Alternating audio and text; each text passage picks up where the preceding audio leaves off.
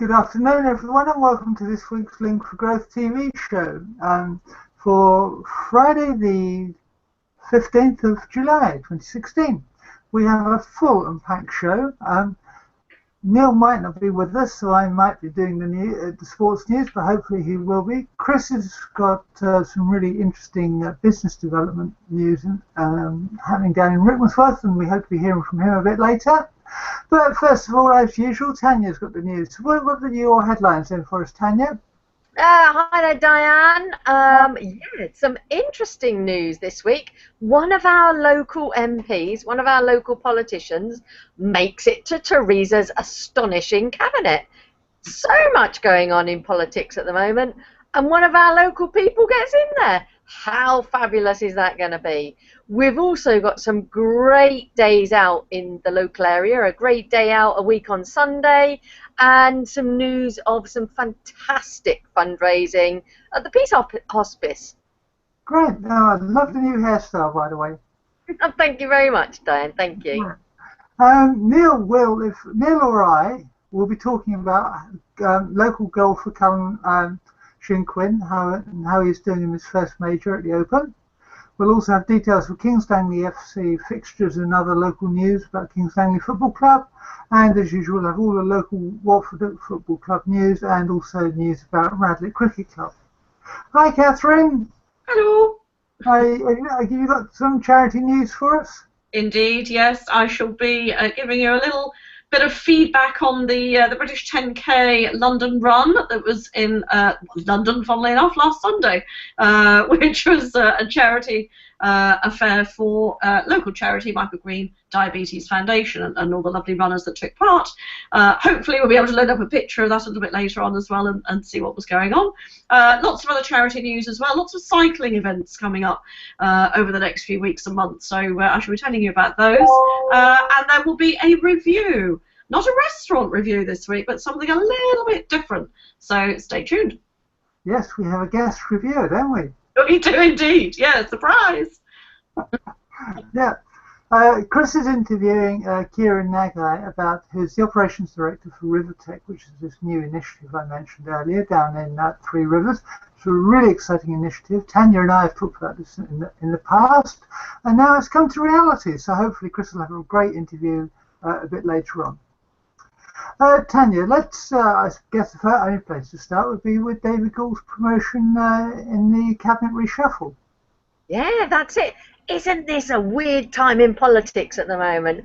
5 minutes and everything's changed. So David Gould, who's from Southwest Herts, lives in Chorleywood, I think I read. Yes, yes, that's right, isn't it, Diane? it is, yeah. Yeah, lives in Chorleywood. He's been working with the Treasury, so from what I read today, for a little while. And today he gets, or today, this week, he gets promoted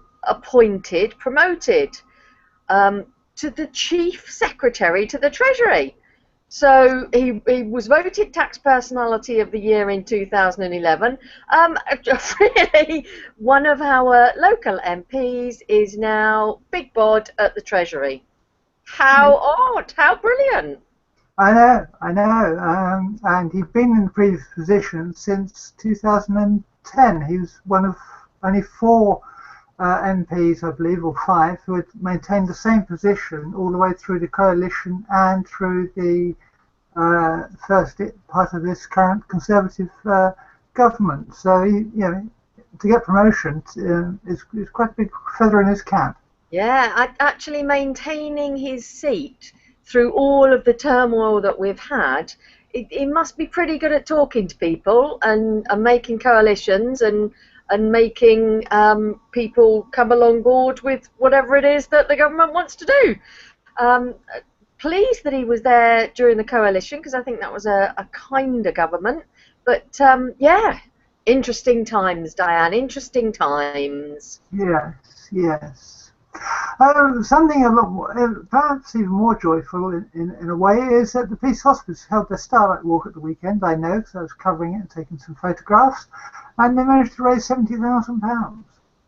£70,000, and that came, Diane, from 800 women. So just knocking a couple of zeros off of it, that's an average. In my head, my maths isn't always that good, but in my head, that's an average of £700 each. That's a truly astonishing figure for those people. That's amazing. Really, really good. Well done to all of those people who walked. Now, I know some of them, some of the Watford Running Sisters. All of their photos were over Facebook last weekend, so they had a brilliant walk. And there were clearly 800 other people there doing either 13 or 6 miles, and having a great time. And apparently when they got into I did one of these walks years and years and years ago, well, 10 years ago maybe, because it's only 10 years old. But when they got into Canterbury Park, there was a whole candle display for walkers. So it was really, really nice to remember that actually this is the Peace Hospice that they're running for, that they're walking for, and lots of people who were walking to remember loved ones who'd been supported by the Peace Hospice. So really nice touch there, really nice. Yeah, I mean the atmosphere was terrific. On Saturday night, they had a warm-up band, getting everyone really excited and G'd up and everything, and warmed up. And parts of the T-shirt you could write on who you were running or walking in memory of, I should say. And the whole atmosphere around town was fabulous. You know, wherever they went, they were getting beats and stuff like that. So it really was a fabulous evening, and it raised so much money for them. Yeah, fantastic. The other thing they did when I did the walk years ago was we got back to the Coliseum and there was bacon butties. Was there bacon butties there again this year, Diane? There were sausage rolls, proper sausage. Yes. In baps, proper, sausages, not these Frankfurter type things. Nice. Proper sausage in nice bread rolls. Very good, very good. What are they going to do next year? Because they've been doing this for 10 years. It's been so successful for them, and it's been something that everyone in the community has been able to get behind. I wonder what they're going to do next year. Any ideas? No, they're very tight-lipped, but this is the last one, which is why we were photographing it for them. That's when I say we, that's the ladies from Watford Camera Club, or some of us, were photographing it for them for posterity, and between us, there were 6-7 of us, and between us we took about 4,000 photographs.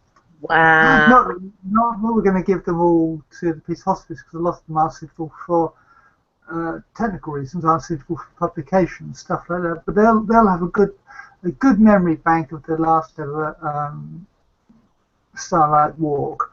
What they're going to do next year, I don't know. But apparently the takings they were hoping to raise £100,000. I think they're still counting, although they're at 70,000 at the moment. Because if they raise £100,000, they'll have broken the 1.5 million in fundraising for the last 10 Starlight walks. Wow, what an achievement. That's a fantastic thing. And of course, the reason it's an achievement is it means that they can look after people and their families at that very, very difficult time of life. Yes, exactly. Now, summer is here. We kind of have slightly better weather. Let's put it this way, it's certainly not winter weather. We've been having it recently for some of us, and Top Golf are taking over at the big screen on the beach. Oh, yes, they are.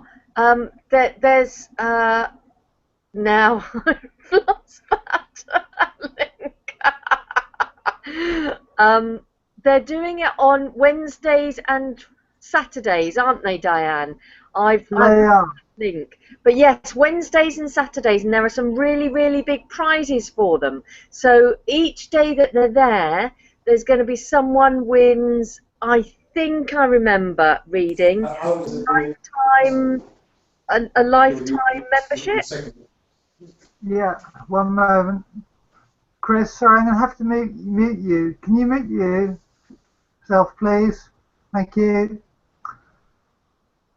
Okay, Tania, sorry about that. That's all right. I've now found the link as well. So yes, Topgolf, we're coming to the centre of town where all of the events, Watford big events, are being held throughout the summer, and they've got some great prizes for anyone who comes along and takes part, including rounds of adventure golf for up to 4 players, the best junior mini golfer, and 4 lifetime memberships to be won for the adult mini golfer for every day that Topgolf takes over. So it's 4 lifetime memberships per Wednesday and Saturday that Topgolf is there.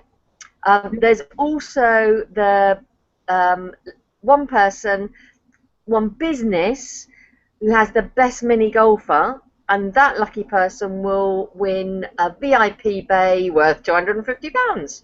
So there you go. Yep, and it's throughout the whole of July, through the whole of August, starting on the 30th of July. So there's about 8 or 9 chances to win then. Yeah, it's going to be good. Plenty of opportunity. 8 or 9 chances, 8 or 9 days to be able to win, and 4 or 5 or 6 things per day. So great opportunity. Yeah, and the big screen is obviously going to be out for the whole. I've heard it's going to be out for the entire period of the Olympics, and it's going to be shown live on the screen as well. The Olympics. Oh goodness, do we have Olympics coming again? Gracious, I hadn't noticed. Sorry, Diane. I loved the Olympics last time, so having expected to hate them, I loved them last time, and I'm looking forward to them again this time. So yeah. And you had a great role to play last time, didn't you, if I remember rightly? I did, Diane, yes. I was one of the volunteers at all of the ceremonies, so it was an amazing part of my life, so I'm looking forward to lots of reviews of it again this year. Okay, great. Talking of amazing experiences, you can have a grand day out in Castlereagh Park. There is a week on Sunday, so yeah, Sunday, July the 24th. They're calling it a grand day out, and for goodness sakes, it looks like a grand day out. There is so much going on. At 8:30 in the morning it all starts. So 8:30 on Sunday the 24th of July, get down to Castlereagh Park, because Dr. Bike's arriving at the Shepherd's Road entrance to fix everyone's bike. So if there's anything that you want doing with your bike, get it down there to Castlereagh Road, to Castlereagh Park, Shepherd's Road entrance, and Dr. Bike will start fixing bikes at 8:30 in the morning. And then there's 3 sky rides. Now, one of my friends runs one of these sky ride things, and they're brilliant. So there's 3 of them on the day. There's the Castlereagh Park Special, which is great for families. There's the Weaving Whippy Wheeler, for steady riders, or the more challenging Watford Countryside Ramble. They're all organised with Watford Cycle Hub and the Big Bike Revival, and they're going to take place on the day, all the way around Watford for that day. But it doesn't stop there. Get back for about lunchtime to the new bandstand. Now, the new bandstand isn't yet open. I was sitting in meeting this morning, and they were talking about the opening event, which looks like another lovely day to be out and about in Castlereagh Park. But the bandstand is partly redeveloped, and it will be there will be events around it around about lunchtime and through the afternoon. So you can get a bite to eat from the barbecue, or take your own picnic. So absolutely free. And then there's going to be jazz, jive and swing music underway at 1. The bandstand itself won't be open, I've said that, but you can enjoy the music, watch the professionals dance, try out your own steps, all for free. Even if you take your own picnic, you don't have to buy barbecue or anything. Take your own picnic, you've had a good bike ride, then you've got a bit of jazz, jive and swing, bit of music to listen to. Sounds like a great day out. Really, really fabulous. And then a cycling race for 5 to 16-year-olds, just £2 to enter from 1 o'clock, and a big screen nearby, keeping pace with the final stage of the Tour de France. What more can you want? Live broadcast of the race down the Champs-Élysées. Bring your dancing shoes, bring your picnic, bring your bike. Get out there. Brilliant day. Yep, that's the weather is good. Yes. Yeah, or take an umbrella. There's no such thing as bad weather, just inappropriate clothing. Yes. Now, talking of Castle Park, the refurbishment that's happening down there is that the paddling pool is closed. But if you want to go paddling, you can in Bushy. That's right, yes. Yeah, the paddling pool, I guess, will reopen again in Castle Park, but has already reopened in Bushy. So the pool at King George Rec Ground will be open now throughout the summer. It's a little bit delayed. They were doing some extra repairs on it, but it's now open. It's got a green flag award, so the whole of the park's got a green flag award, so it's a nice park to be in. And the pool is going to be open on Mondays. Clearly they're doing some cleaning operation or something on Monday mornings because it's only open from 1 till 5. But the rest of the week, Tuesdays through to Sundays, it's 11:30 a.m. till 5 p.m. until early September. So really, really nice.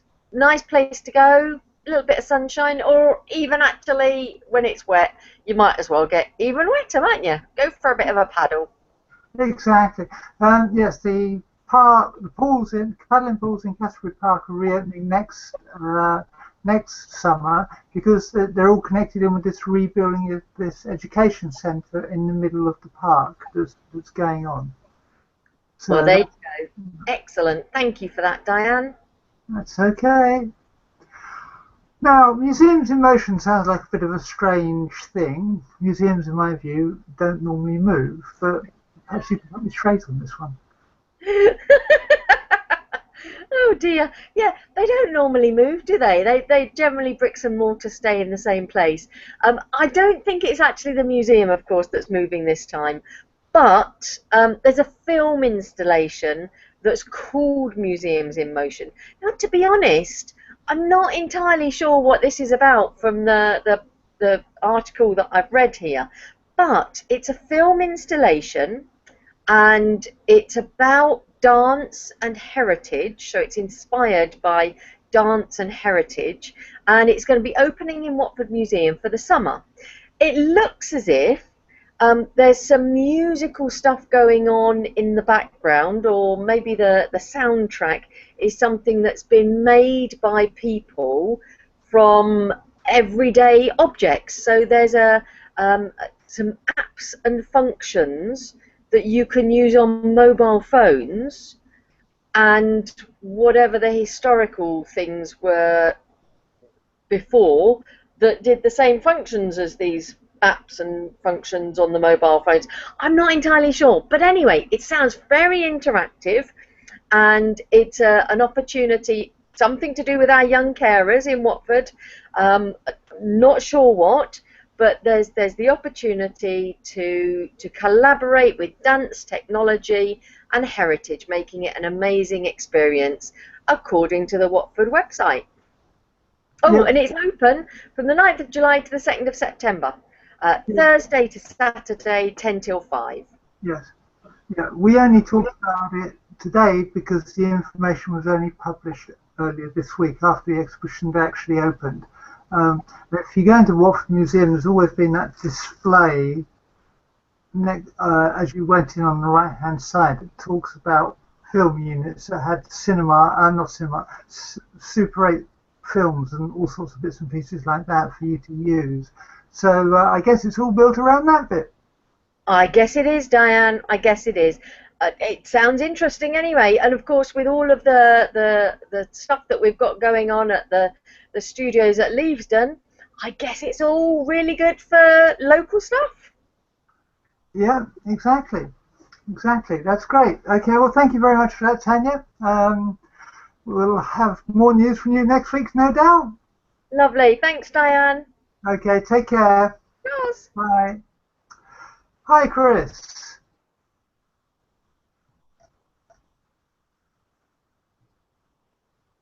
All right, can you hear me? Yes, we can. Hi. Okay, good. You're down in Rickmansworth today, and last time you were in this particular building, I think you struggled with the signal. Hopefully it's much better now. And you were interviewing Kieran Nagai, who's running a business centre down there, a new business centre. I am doing all of what you've just said there, Diane. I am in Basing House in Rickmansworth, and this last time I was down here, we were talking about William Penn, and we were going around with Les Mead talking about the history of this building, actually, and obviously the history of a bit of America as well. So what I did get introduced to by Les when I was last here was a fairly large amount of empty space in the building, and there was talk of the museum taking over the whole of the building, but that of course hasn't happened. What has happened is that there's a company called Wimbletech, or Wimbletech, is it? Wimbletech, who has taken over this part of the building, and it's something that's been going on around the southeast for a little while now. Now I'm going to put the camera on so you don't see my ugly mug, but you can see Kieran. So hello, Kieran. Nice to meet you. So Kieran. We're in this building. This is Rivertech as opposed to Wimbletech. So first of all, just tell us a bit about how the idea of taking over sort of council-run buildings like libraries, like this particular building used to be a council building. How's that all come about?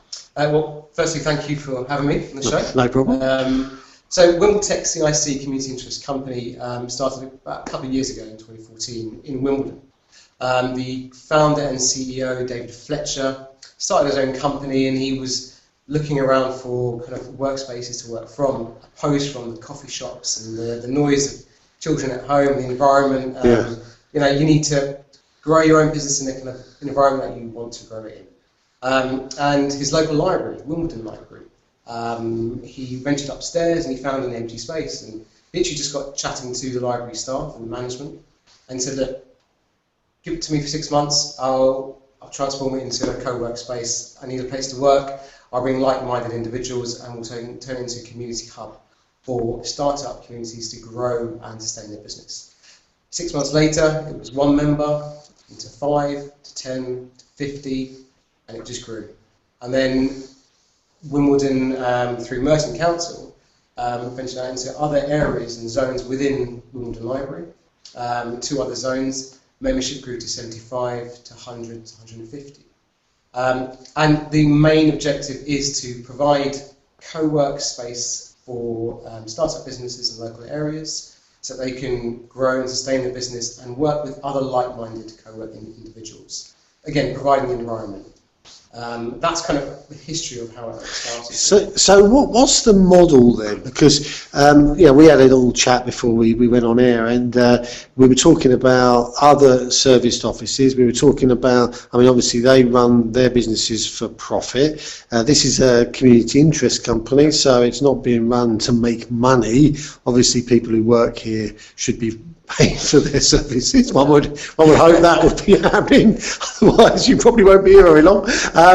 But so the model is very different. This is about people and creating a space for local people to benefit from, as opposed to an out-and-out money-making venture. Exactly. I mean, we have an ethos that we believe in, which is people for profit.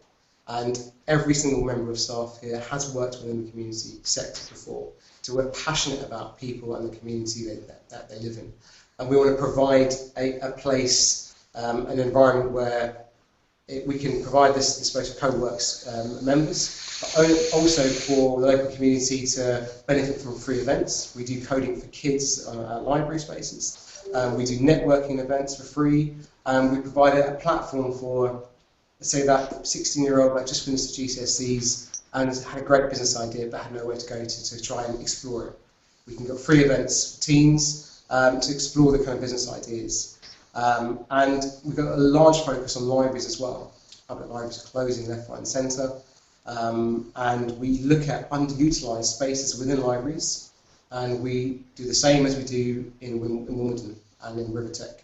We take it over, we provide free Wi-Fi, a desk space and chair, for people to network and grow. Okay, so just out of interest, what if I was a person that wanted to be able to pop in somewhere, decent Wi-Fi, cup of coffee, chat with a few people, do half a day's work or whatever. I'm a totally flexible character. I don't want to commit to any long-term stuff. What kind of money are we talking about? On average, this place in Rivertech, it's £65 per desk for a flexi desk. Right. And that is you choosing a desk when you come in, work for the day, and you go. A fixed desk is £95, and that's your desk that you can have, and that's yours. And you get fibre, Wi-Fi, free tea and coffee. This is per month. That's per month, yeah. There's no contract. You can leave any time. It's absolutely fine. We try to be as flexible as we can to our members. Right. So we're always trying to work together. There's no hierarchical kind of structure here. We're working together for the benefit of the community. Brilliant. And also, it brings employment. It brings sustainable growth. So many of our companies that have come with us and have journeyed on with us for the last couple of years, they employ sectors of the community and they grow. So we're giving back to the communities in a lot of ways. Fabulous. And so where have you've got this one here, which is in where are they? I mean, where are the others?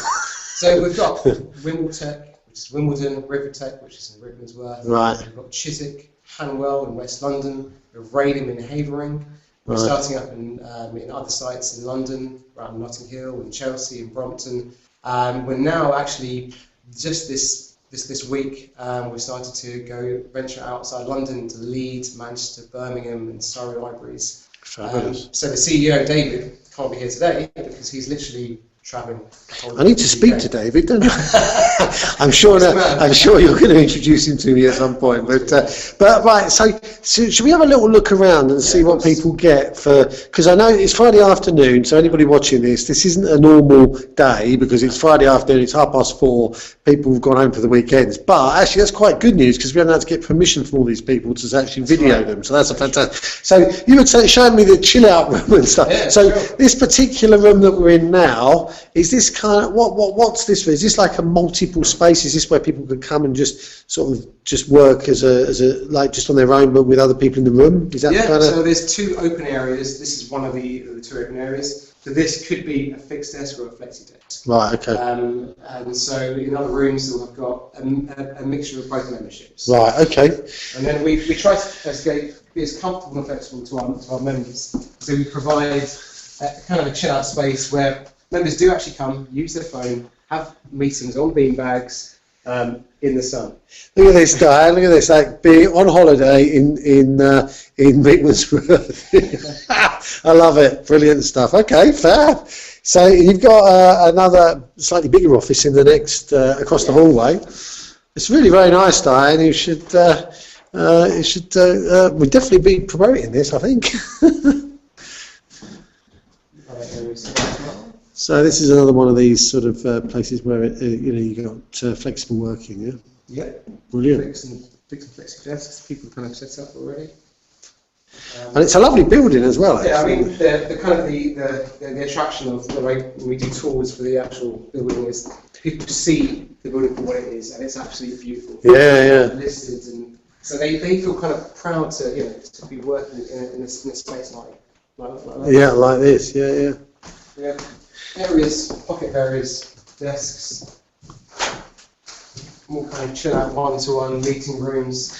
Oh, okay. So we supply all the infrastructure, all the equipment, everything. Presumably, if these things aren't being used and they're not permanently being used by somebody booking them specifically, anybody can sort of just drift into any place. Yes, most people do. They walk around with their laptops or phones and just venture into a room to have a private one-to-one phone call.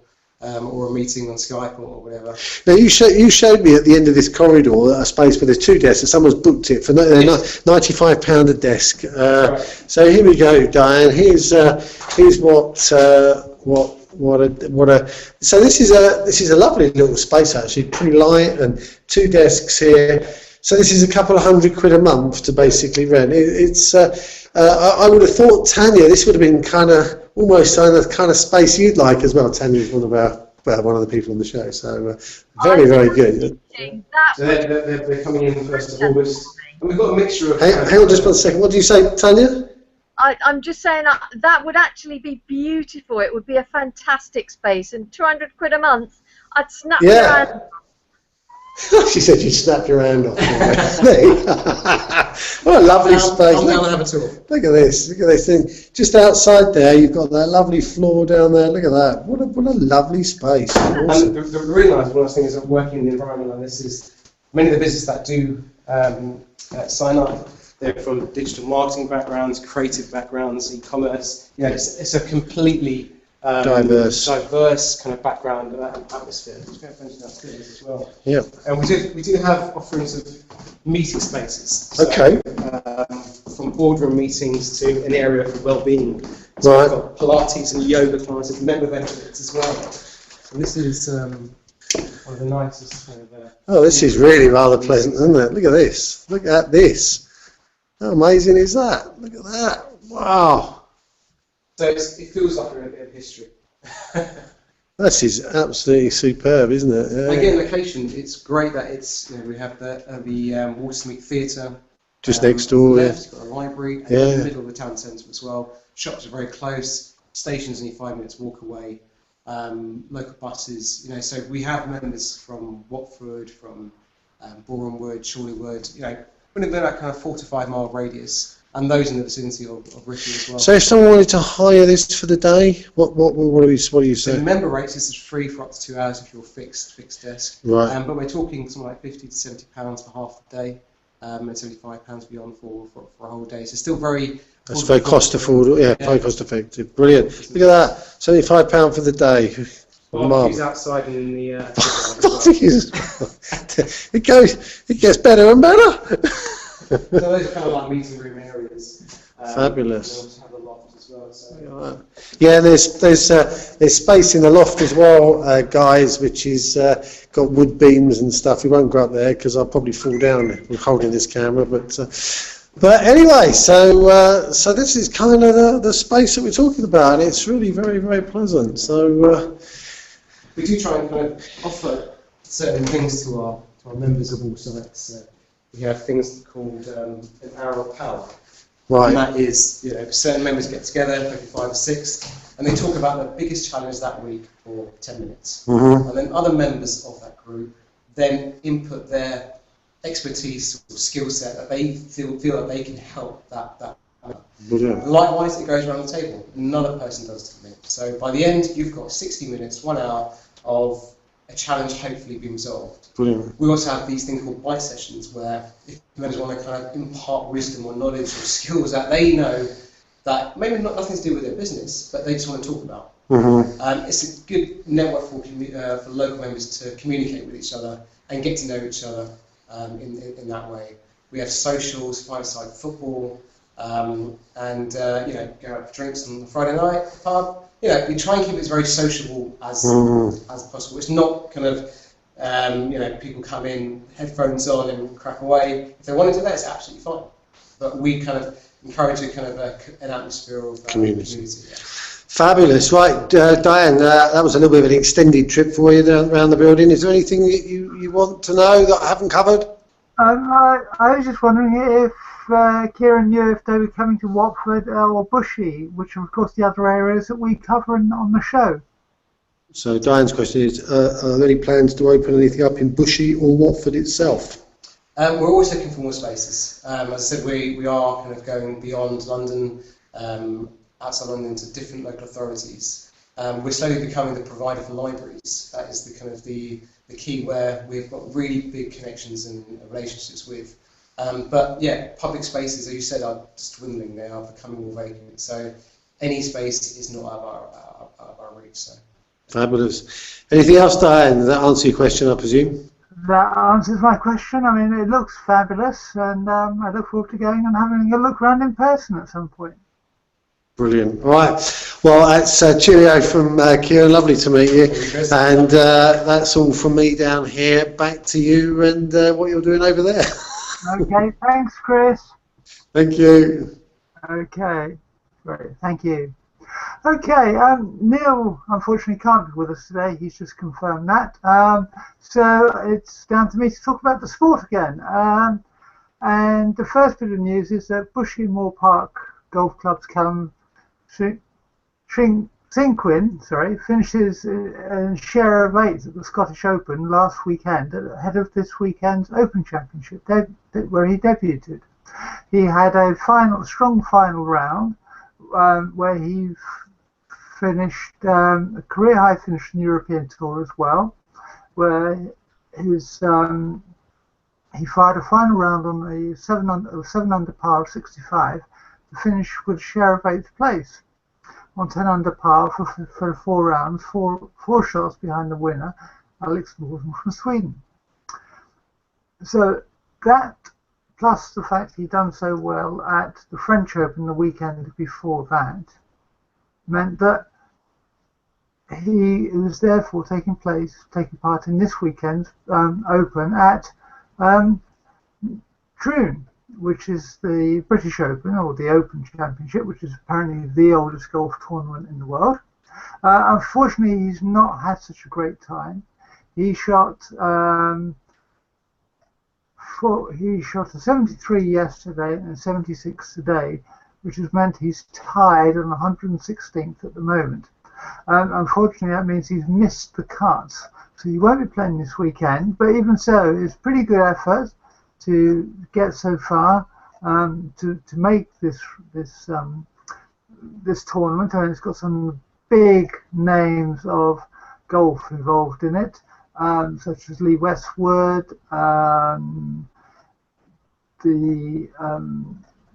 whole load of other Ryder Cup players. Luke Donald is also playing in this tournament. Padraig Harrington, who's won this tournament a few years ago, is also playing in it. So it is got some very, very big names like Phil Mickelson, Rory McIlroy, is playing. So obviously there is a huge range of talent of world-class players there. Unfortunately, Callum hasn't quite made the cuts, but who knows? He's obviously on the right trajectory with his career. It's obviously going up and up and up. So we wish him well for the future. Kings Langley Football Club. Their joint manager, Paul Hughes, has been heartened by their warm-up games that have taken place so far this season. They've preparing for their first season in the Southern League Premiership Division after 3 successive promotions. They've so far beaten one Conference South club, which is a kind of the league above, and drawn with another, both without conceding a goal. The other day they beat neighbours Hemel Hempstead Town 1-0 on Saturday, and then followed that up with a goalless draw against St Albans City on midweek. Hughes said that they're encouraged by what they've seen so far, and that the players have all come back very fit and well and very hungry, and the first 2 games haven't conceded a goal against two teams of a much higher standard. He admits the pre-season games aren't much of an indicator in terms of results, but the performances have been very encouraging.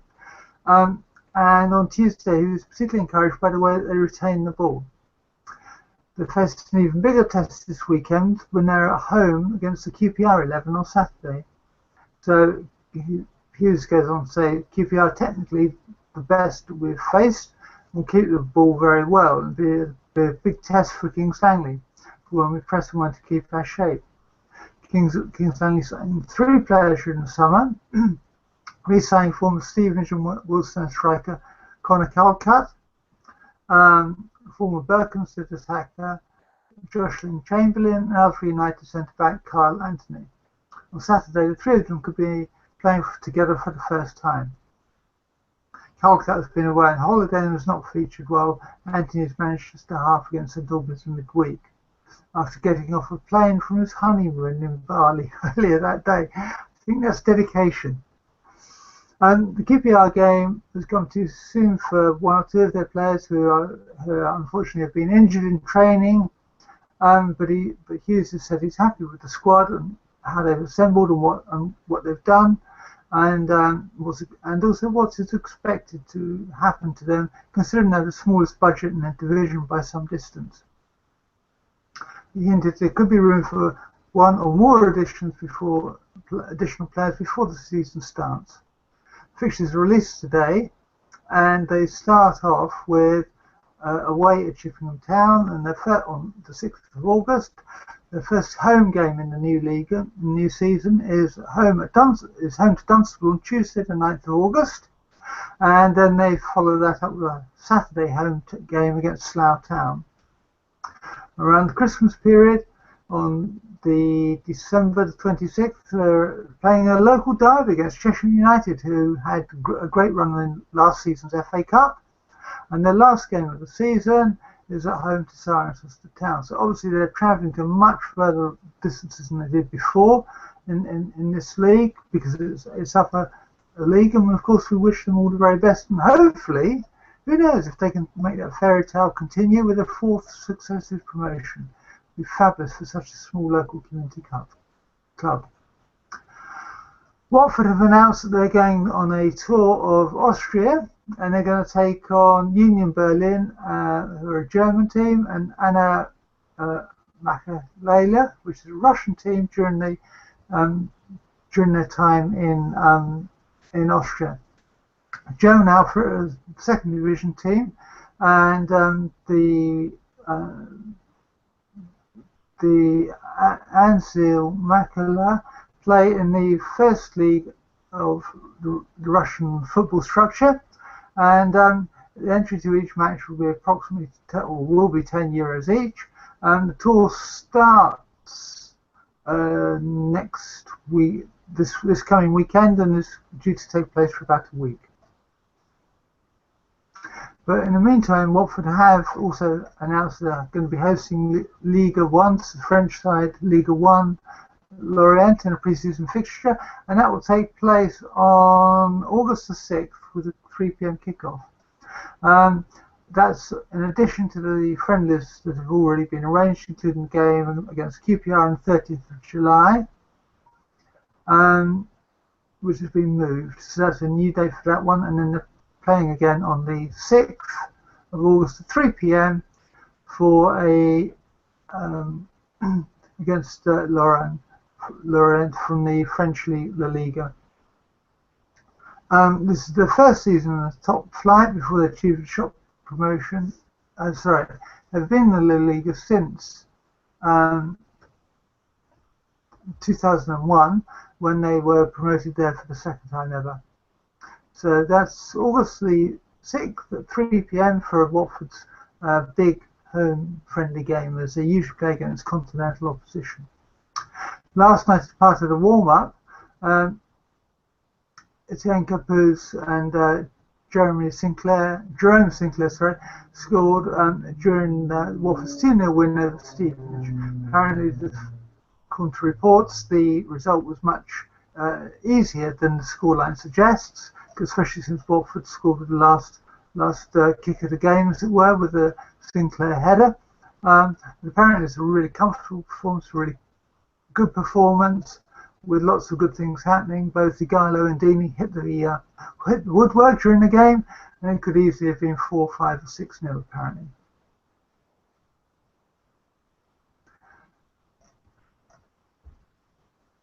Watford have decided that they're not going to sign or make an attempt to sign West Bromwich Albion striker Sadio Moreno, despite reports earlier on in the summer that they were very keen to sign him. Apparently Watford have been put off by the £20 million price tag, and also the fact that they don't believe that they need to sign the players with the new manager, having had the opportunity to see how the current forwards are performing.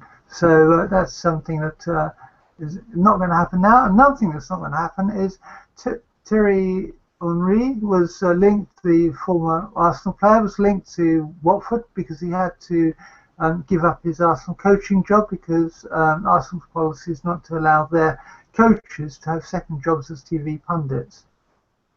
So he was therefore left Arsenal, where he was training their under-18 team, and is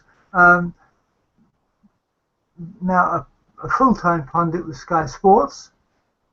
And the reason why people thought he might come to Watford is Watford's training ground is right next door to Arsenal's, And also, Henry needs to complete a certain number of hours to gain his UEFA Pro license qualification, which is what he'll need if he decides to go into management at a later date in his career. So that's another thing that won't be happening this summer, although there have been lots of reports saying it would happen. It's not going to. Then that's all for the football news. And then cricket, Radlett didn't win. Now that is quite a shock since they've won every other game they've played this season at the cricket. They had a losing draw, which means they were on the wrong end of a draw to Bishop Stortford. The losing draw, but meant that they still stay top of their league table, but they only managed to hang on because of a sterling ninth wicket stand between Matt Greaves, who batted for 122 minutes, facing 132 balls, and Ben Lederman, who batted for 77 minutes and faced 69 balls and managed to score only 19. And they also had skipper, sorry, I should read that again. Also, the skipper was also, Kabir Tour, was also returned from hospital with a fractured finger, so he could stay in bat for the last couple of minutes to hold out for a couple of overs to make sure that Radlett secured the draw. Tomorrow they're playing South Mims. As I said, they're still top of the league despite last week's losing draw. South Mims are second from bottom. The game starts at 11:30 at North Mims. The game starts at 11:30 at North Mims, and the forecast for tomorrow is good. So hopefully they'll get a full game in. Catherine. Oh. Hello. Mm-hmm. Yes. On to charity news. On to charity news, yes. Do you have a picture at all that we can throw up on the screen? I do. I was going to say, you're going to tell us about the 10K run that you guys did the other day, aren't you? Indeed. Well, I mean, I was there. I was supporting, in a supporting role. Nick and I were there with a big flag. Basically taking pictures and recording the event. We had lots of runners running for the Michael Green Diabetes Foundation, running the British 10K London Run all around the London streets and all the iconic features of the route. It really is quite a fun place to be.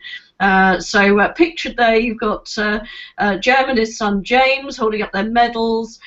You've got same two again on the right with Stephen, one of the hospital team. There's the whole of the hospital team bottom left, and there's Neal coming in triumphant just past where we were standing. But yeah, huge thanks to all the runners. There was Samantha Arenberg, Stephanie Geisler, the Horrells, Jem and James I've mentioned, Richard Doughty we also spotted going around, and the fantastic team headed up by Lisa and Neil from Watford General Hospital, which was just amazing. Altogether, they've managed to raise a stupendous sum of just over £4,200, which is just amazing. So thank you to everybody who took part, everybody who came on the day, and I hope the muscles are feeling all right. Who knows? Who knows? Now, we talked about the Peace Hospice earlier and the Starlight Walk and how successful that has been in raising money, and there's another event you can take part in for the Peace Hospice later in the year. Yes, absolutely. This is Push It for the Peace. This is, if you like a bit of mud, then this is the one for you. It's the epic 5-mile muddy obstacle run back in Chiswell Green. There's over 30 obstacles. It's a 5-mile cross-country route, and standard entry is now £35 per person. You can run as a team or as an individual. You get just as muddy, whichever you do. Mud, sweat, teamwork, and camaraderie. And Push It for the Peace is one of the best obstacle runs around. It's also a great fundraiser for the Peace Hospice, of course, and all the brilliant work that they do there. There's lots of other things going on. There's the Push It Village, there's food stalls, live bands, kids rides, and of course the Push It beer tent, which I'm sure will be a thankful place to be at the end of all that mud. So plenty to enjoy, whether you want to get wet, muddy or not. So supporters and families or whatever come along as well. And this is on, did I say when it's on? It's on Saturday the 24th of September. So a little while to plan for that yet, and get yourself into muddy gear ready for the event. Mm-hmm. And by the time you've washed off all the mud, you might be ready to go to the Peace's 25th anniversary ball. Yes, quite. This is hosted by the Chorleywood and Rickmansworth Support Group. As you said, it's the Peace Hospice Care 25th anniversary ball. As we know, this is the 25th anniversary year of the Peace Hospice. There have been lots of special events going on all through the year. They're putting on a fabulous ball in aid of everything they've done over the last 25 years, and it's taking place at the beautiful Moor Park Mansion. Tickets are £80. It includes a drinks reception, 3-course dinner, plus dancing until late with a live band. There's a raffle and an auction. Plenty and plenty of ways to donate your money on the night. You can contact Chrissy Keddy on btinternet.com, but I'll put the link up afterwards. There's all the information on the Peace Hospice Care website. This is going to be on Friday the 30th of September, so again, save the date in your diary, and it'll be great fun on the night, I'm sure.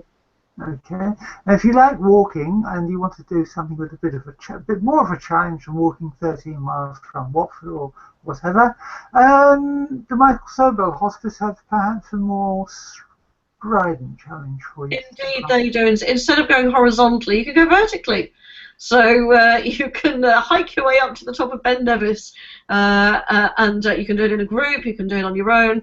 Ben Nevis is the highest mountain in Britain, and it stands 1,344 metres high, rising from sea level at Loch Linney, and towering over the town of Fort William. So we're talking way up in the Highlands here. You'll need your hiking gear, decent pair of walking boots, and obviously it's a fantastic way of raising money for the Michael Sobel Hospice. There's lots of different vegetation zones to go through, plus of course you've got snow usually on the summit for much of the year, so it's not uncommon to find 8 feet of snow on top, so perhaps a bobble hat for when you get up there would be a good idea. They're asking each participant to raise sponsorship for the hospice. You can set up online giving pages and things like that. Registration is £99, and they're asking for a minimum fundraiser of £200 per person, which is actually very reasonable. So everything you need to know is on the Michael Sobel Hospice website. I will put the link up. All the registration information is there. So yeah, get hiking. Okay, and if you want to track even higher, you can in Peru. Yes, to go one step further, literally, this means you'll be able to immerse yourself in ancient Peruvian culture. You'll be trekking and exploring the remote Lares region of the Peruvian Andes. It's a 10-day adventure to one of the world's most important archaeological finds, Machu Picchu. Along the way, you'll pass many amazing traditional Andean villages, so quite an experience by the sound of it. It does advise that you do some basic training beforehand to make sure that you enjoy the trip fully. You must be over 18 to take part. All diets can be catered for. Just check with the company first so they know. So there's a few hints, guidelines, bits and pieces there. Again, you can take part, sign up by going on the website. Registration is £349 for this one, and the minimum amount of money you are required to raise is £3,860. So a bit of a challenge, but most definitely worth it, and I'm sure there'll be plenty of takers for it. Okay, great. At the moment, Tour de France is on, as perhaps many of you have seen on the national news and everything. And cycling mood has certainly caught on in Britain as well, with the Prudential London 100, which is happening soon, and St Francis are looking for people to ride still. Yes, absolutely. Yeah, they're looking for riders. Hospice of St Francis are looking for riders. This is to ride from the 20th to the 24th of July. The aim is to finish in Paris, on the streets of Paris, the day before the grand finale of the Tour de France. So it gives you the opportunity to soak up all the atmosphere and watch all the action live without any crowding and bustling and knocking off of the riders, of course, as we've seen earlier this week. So behave yourselves if you do go. But yeah, another great opportunity. It's 300 miles from London to Paris, one of the great European bike rides. Again, all the details are on their website, which is the Hospice of St Francis. .org.uk. Registration is £99, minimum fundraising target £1,460, very reasonable actually, for a grand little adventure all the way to Paris. If you want to cycle a bit further, you can, to Amsterdam. Yes, indeed. Another one for the Hospice of St Francis, but this is a little bit nearer to home. It's London's Queen Elizabeth Olympic Park. It's on Sunday the 31st of July. They have charity places still available. You can sign up today and save 50% of the registration fee, so definitely worth doing today. This is, yes, the London Surrey 100 starts in Queen Elizabeth Olympic Park, following the roads through the capital onto Surrey's stunning country roads and hills. Lake testing climbs, they call this one, so I guess a certain level of fitness is welcome for this one. Participants will be seeded with their starting position indicative of ability and fitness. So actually, no, anybody can do it. You just start at the back. That's all. But yeah, you can do it individually. You can do it in groups as well. As I say, all the details are on the website, and this is the one at the end of July, 31st of July. Okay, great. And you can take your cycling skills international. A lot of cycling going on, isn't there, Diane? Lots of cycling at the moment. But I guess we did the walks, didn't we? We're on to cycling now. Yeah. But again, Hospice of St Francis, they've obviously got some keen cyclists in amongst their supporters. 31st of August through to the 4th of September. This is the 3 Cities bike ride. Take on the challenge of a lifetime and cycle from the heart of the UK to Brussels via Amsterdam, of course. How would you do it any other way? You go from London to Calais, Calais to Bruges, Bruges to Breda, Breda to Amsterdam, Amsterdam to London, on the Eurostar. That's cheating, isn't it? No, it isn't. It's fine. There's no other way of getting there. So registration is £99 for this one. Minimum sponsorship of £1,500. Hey, why not? Sign up now. All the details on the website. Your pronunciation needs some work. It's radar. I'm sure you're right. I know. We haven't come to that that festival up north yet, have we? Let's see how we pronounce that a bit later on.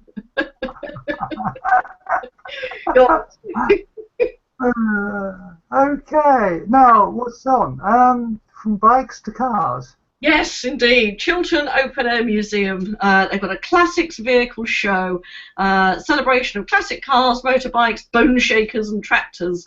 Not too keen on the bone shakers, I can tell you. 16th to the 17th of July, so that's over this weekend. The museum is hosting a popular weekend celebration of classical vehicles.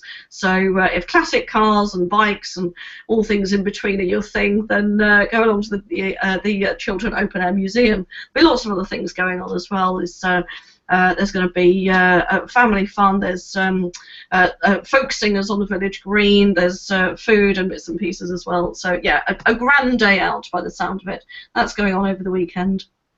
Yeah, and there's another classic car show happening tomorrow. Yes, a little bit nearer home for us at least. This one's in Chorleywood. Classic and supercar show. Excuse me. Fantastic opportunity for like-minded motor enthusiasts to get together, and this is on behalf of the Peace Hospice Care again. Yeah, so a community event for all the family. It's the 5th time they've held this particular classic and supercar show. It's happening tomorrow. Sorry, I'm just reading this as I'm telling you. Chorleywood Common Youth Football Club. That's the bit I was looking for. So this is happening in Chorleywood tomorrow. If classic cars is your thing, then support the Peace Hospice. Yeah, exactly. And last year they raised just over £7,300. Yes, indeed. Yes, I was just calling that page up as well. It's usually a very successful event. Yeah, £7,358 they raised last year, and probably looking to raise the same or more again this year. So yeah, do go and support them. Yep.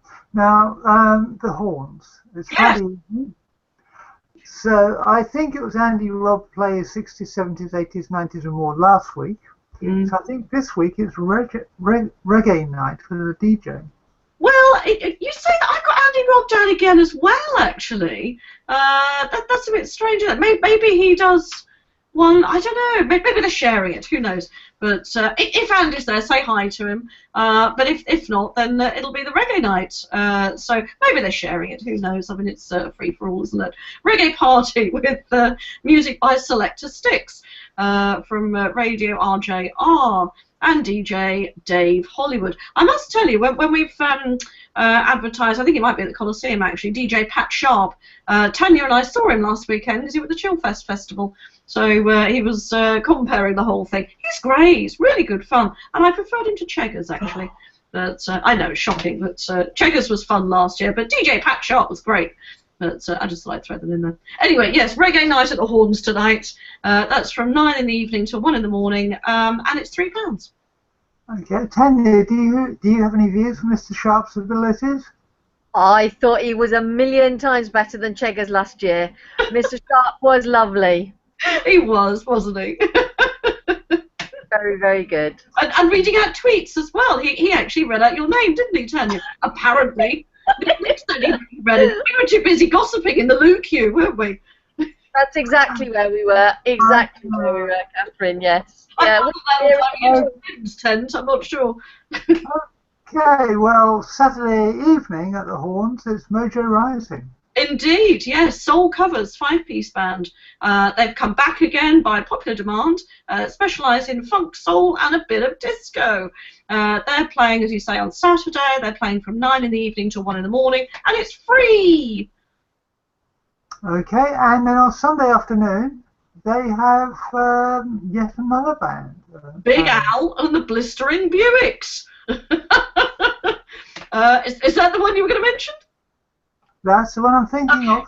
Cool, Big Al and the Blistering Buicks. It's a 6-piece oldies band. They're just classed as oldies.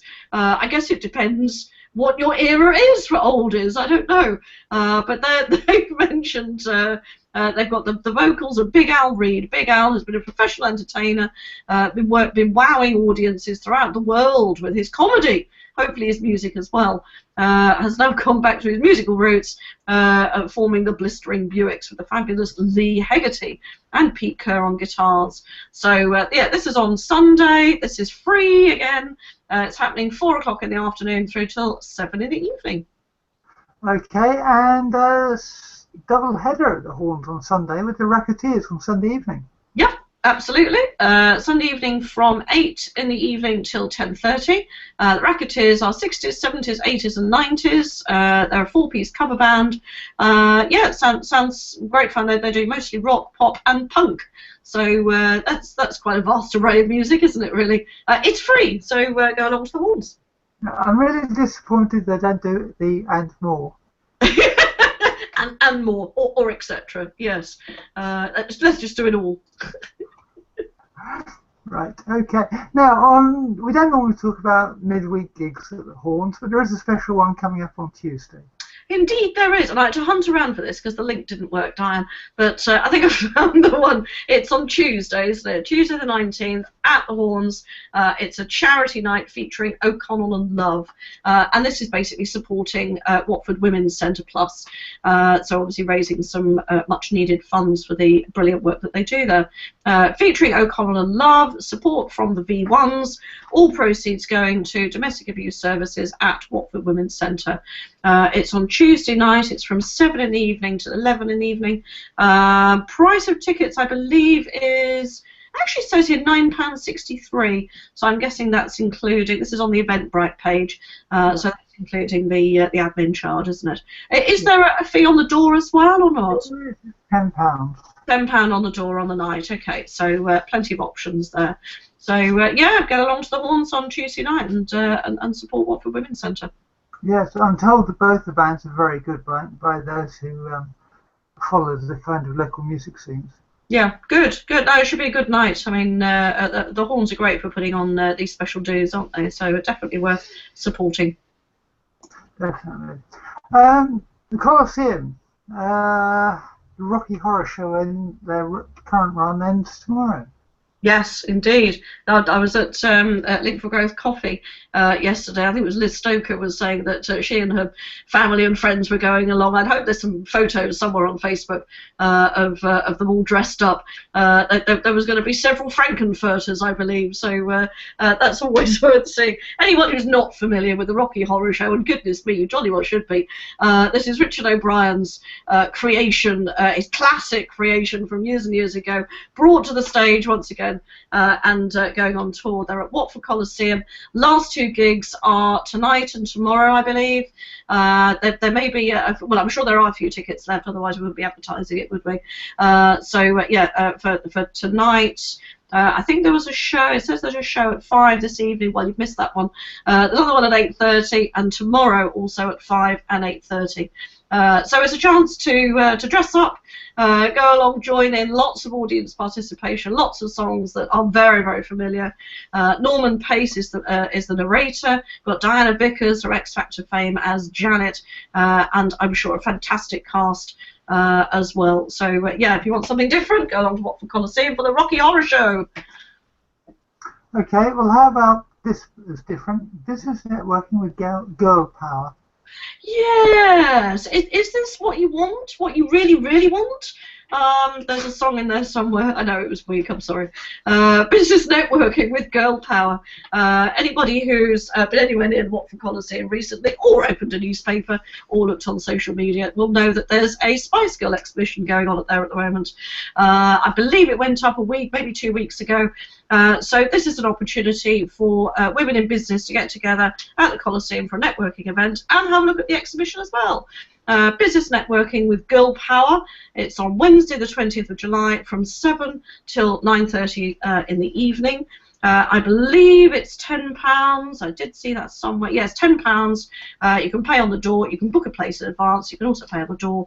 But also don't forget that the exhibition, the Spice Girl exhibition, is ongoing at Watford Coliseum as well. So do get along to that. Okay, and next Saturday, I think it is, it's Shamir Summer Funk, London 2016. How was that pronounced, Diane? Shamak Summer Funk. Shymack pronunciation, isn't it? Shymack Summer Funk. I didn't know how to do it. I was waiting to hear you do it first. Shymack Summer Funk, London 2016. Rise of the Champions. So there's a bit of a competition thing going on, and it culminates on the 23rd of July, 5:30 p.m., which is a Saturday, week on Saturday, and it's at Watford Coliseum. I will find a time in a minute, I'm sure. Oh, it's at 5 o'clock in the afternoon. There we go.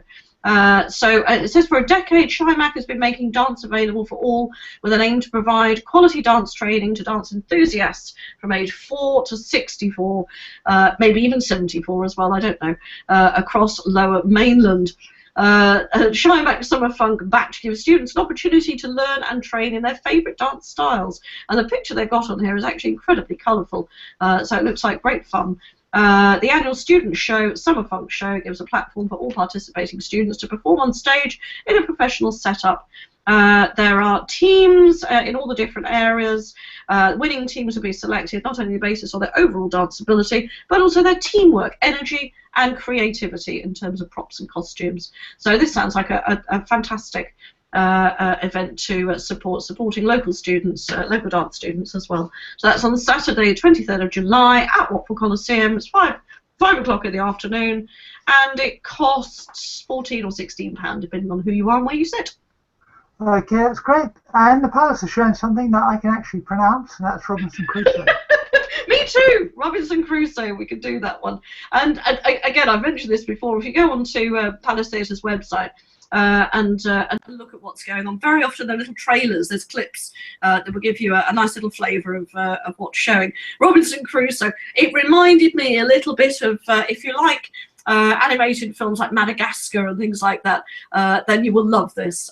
It's humorous, it's comic, it's a beautiful story, obviously based around the classic story of Robinson Crusoe, with a few twists, maybe a few more animals involved and things like that, but it's a bit of fun. So this is on Sunday, the 17th of July. It's at 11 o'clock in the morning. One of their Palace family screenings. It's £4. £4. Wow, you can have a nice hour and a half's worth of entertainment. £4 at the Palace Theatre. Brilliant. That's on Sunday morning, and then Sunday afternoon they have Die Meistersinger von Nuremberg. What was that again, Diane? Die Meistersinger von Nuremberg. That's the one. Die Meistersinger von Nuremberg. The Master Singers of Nuremberg, in fact. Delayed live from the, now is it Glyndebourne or Glyndebourne? Who knows? Glyndebourne. Let's go with Glyndebourne. It's got an E in the middle. It must be Glyndebourne, mustn't it? Festival opera. Grippingly original. Wagner puts singing and songwriting centre stage in Glyndebourne's biggest production ever. Yeah, fabulous. We love these delayed live performances. Basically, you can see the show without having to go all the way to wherever it is. Obviously, at a slightly reduced price rather than full price if you were there. This is on Sunday. It's at 3 o'clock in the afternoon. It's £15, no concessions, but that's fine. It's a fantastic show. Do go along. That's at Watford Palace Theatre. Yeah, okay. I mean, Glyndebourne is on the Sussex Downs. Indeed, yes. And, yes, it's a very prestigious opera festival that happens every summer. Absolutely. Well, I always remember when Gareth Malone was doing his choir thing on TV. I think one of the first big choirs events that he was doing, they were gearing up for this particular concert at Glyndebourne, or probably part of the festival. And yeah, it's kind of put it on the map. Something you've heard about sort of over the years, and then you suddenly, oh, that's where it is. Okay, brilliant. Now, I was going to add one more tiny little event. I know on in time. It was really just to mention that at the Kitchen in Croxley this evening, they've got an art exhibition preview. It's on from 7 in the evening till 10 later on. There's drinks, nibbles, all the rest of it, and a chance to see some lovely artwork that'll be up on the walls there. So just a little showcase for them. If you've got nothing else to do this evening, then go along to the Kitchen in Croxley from 7 till 10. More lemon drizzle for Chris? Oh, I dare say. But it wouldn't be the same without lemon drizzle, would it really? No, it wouldn't. It wouldn't. He would get withdrawal symptoms, I'm sure. Okay, well, I'm going to talk about Link for Growth. You're going to go and get the guest reviewer, aren't you? Indeed, yes. We'll be back. Okay, right then. Well, Link for Growth events happening this week, coming up. On Sunday, there's Link for Breakfast at the Junction Cafe in St Albans Road between 10 and 12 on Sunday morning. Apparently, they do a fabulous English breakfast there and everything. The event, as I said, is usually hosted by Chris. He goes every time, so it's another great opportunity for you to meet up with people and to make network connections and to also to learn more about Link for Growth. Then, talking of lemon drizzle, as Catherine and I were a moment or two ago, Link for Coffee at the Kitchen on Tuesday have a coffee morning between 10 and 11:30, and as I said, this is another opportunity to have for Chris to have some more lemon drizzle as he hosts yet another event at the Kitchen. The events at the Kitchen is very popular, very well turned out.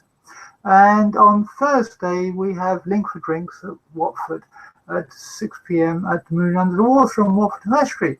It's a fabulous pub, as everyone knows, for meeting people up, and it's nice and large. Usually a good atmosphere there. There's quite a few people who turn up and sit around the Link for Growth table, and the good atmosphere is helped by the fact that all the other tables around us are really packed out. So we're talking of beer, and the guest presenter is Nick. Guest reviewer is Nick. Hi, Nick. Hello, how are you doing? I'm fine, thank you. Now, we don't have a restaurant review from Catherine today, but we do have a beer festival review from you. Yes, that's correct. The Watford Rugby Club on Radlett Road, just by the Knutsfield playing fields, are holding their 4th annual beer festival at the moment. I was lucky enough to go along last night when all the beers were fresh. They were absolutely lovely. I had some. I won't tell you how many. But I had, that's what the programme looks like. You get a programme where you first go in, you have to go and rent your glass for £3. If you like the glass so much, you can keep it. If you don't like it so much, you can take it back and get your £3 back. But they have 36 beers on there, 2 of which are unique to the festival, brewed especially for the festival by Tring Brewery. One's called a barbecue stout, which is a very, very dark beer, contains things like peaches as well as mustard. Interesting flavour combination. I didn't try it. No, I was going to try it, but actually I was put off by the person who was serving it. He said it was awful. I didn't try it, but for the brave-hearted, it probably is a good idea. But I would leave it to the end of the evening when your taste buds have had their fun. They also have 20 different ciders on there, including several from Millwhite's, which is a local cider brewer, and a brew called Lily the Pink, which is pink and very, very pleasant. We had some the other day at another beer festival. Not that we go to lots of them, but we went to one last week as well. But yes, very good beer festival. They have a barbecue on as well, selling a huge range of sausages, some from Germany, some from South Africa, some from England. If you don't like sausages, well, I would say tough, but they have got burgers there as well, so you should be okay. Yeah, and that's it. A number of different. Okay. And this festival's on for the rest of the weekend, Nick. Yes, till Sunday evening. Finishes on Sunday evening. That's correct. Yes. Tomorrow, and is it, various rugby things going on as well. okay. So, what time is it open tomorrow and Sunday? That's a very good question, and I'm glad you asked. It is open tomorrow. Oh, here we are. 12 lunchtime until 12 midnight, and then Sunday 12 lunchtime till 8 in the evening. But by then I think beers will probably have mainly gone. It'll just be the barbecue stand. Apart from that peach and Mustard peach stout that you were talking. Yes, that's right. I'm sure it's lovely. Okay, well, thank you very much, Nick, for that, and it's good to see you on the show. Anything from our friends at Pope's Yard? There were no Pope's Yard beers there, no. There were some local brewers there. There was Hare's Foot, there was Tring, there's Windsor and Eton, who are based in Windsor and Eton, Rebellion, which are based up in North Hertfordshire, or is it Bedfordshire, Thames Side, who are beside Thames, and Vale, who are in Buckinghamshire, Aylesbury, I believe. Oh, and there's also the Leighton Buzzard Brewery. I'm not sure where they're based. So there are a few local. In fact, they're all local ales. They're all local beers. Oh, okay, great. Okay, good. Okay, well, thanks so very much for that. And you would heartily recommend it, because I know you're a man who likes his beer. And is I do like to start connoisseur. Yeah. So, well, thank you for that. You're welcome. Okay, it's time to end the show now. So it's thank you from me, and I'd like to thank Catherine and of course Nick especially. I mean, that's a big thing. I'd also like to thank Tania for doing the news section with me, Catherine for doing the charity news, and Chris for his interview with Kieran Nagai at Rivertech, which hopefully you found a really interesting place and might find of use for your own business in the near future. On that note, it's time to say cheerio, and hopefully you'll watch us again next week. If you do have anything to say on this week's show, or you want to promote your own event, or come on the show and talk about your event, then please get in touch with us via Twitter at L4GSWHearts. That's at L4GSWHearts. Look forward to hearing from you next week. Bye-bye. Thank you.